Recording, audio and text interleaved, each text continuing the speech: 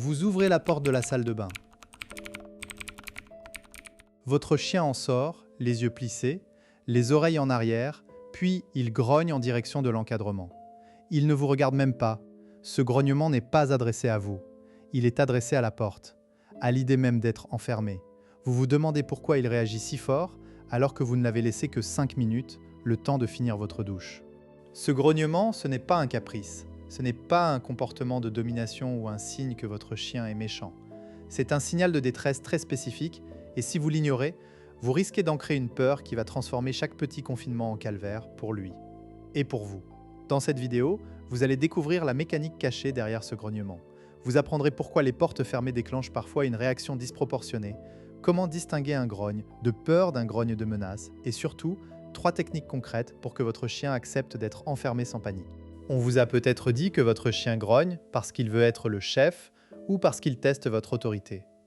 On vous a conseillé de le dominer, de le fixer dans les yeux, de le forcer à accepter la situation.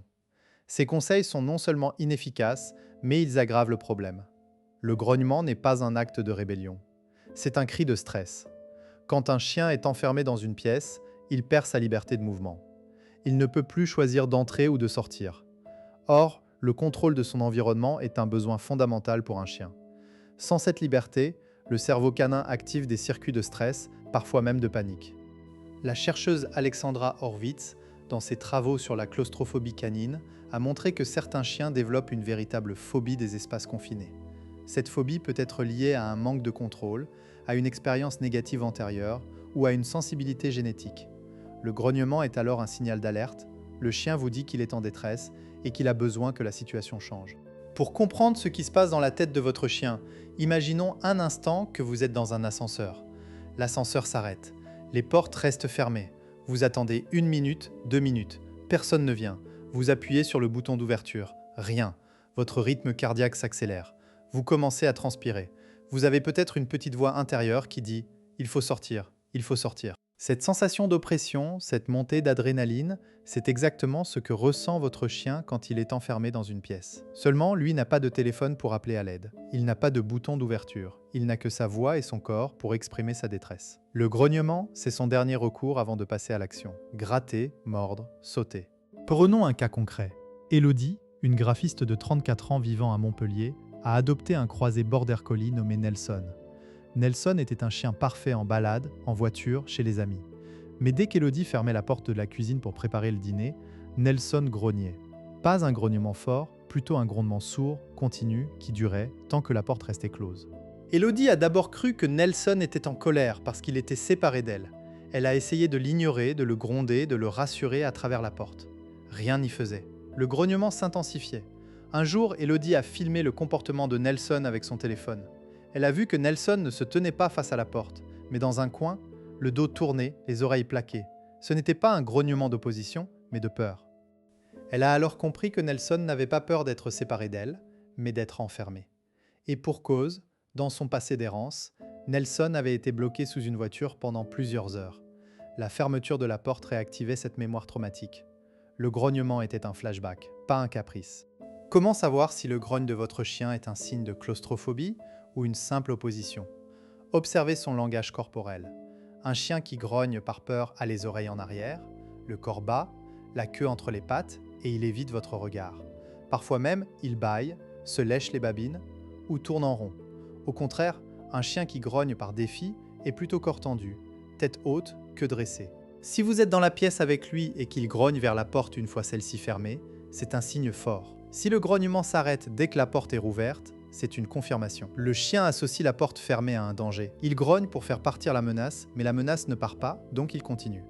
Les conséquences d'ignorer ce grognement peuvent être graves.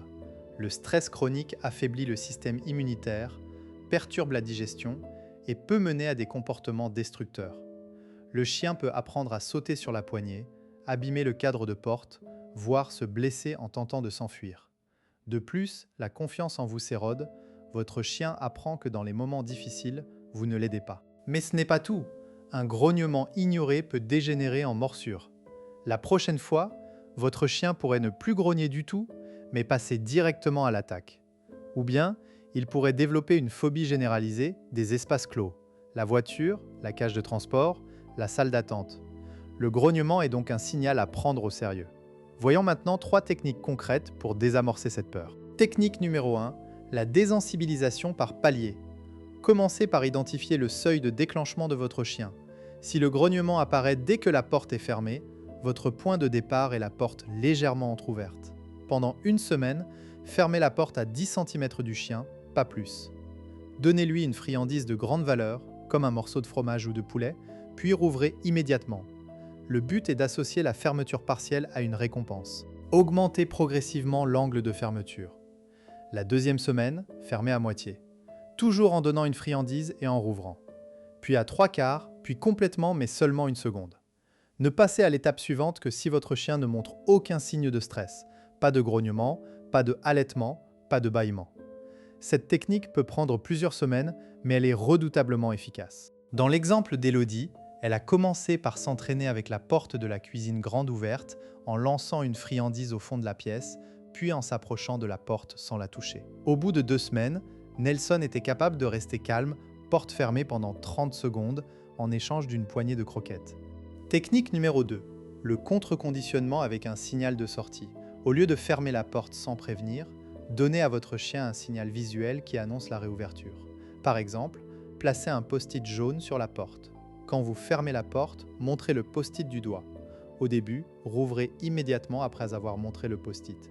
Petit à petit, augmentez le temps entre le signal et la réouverture.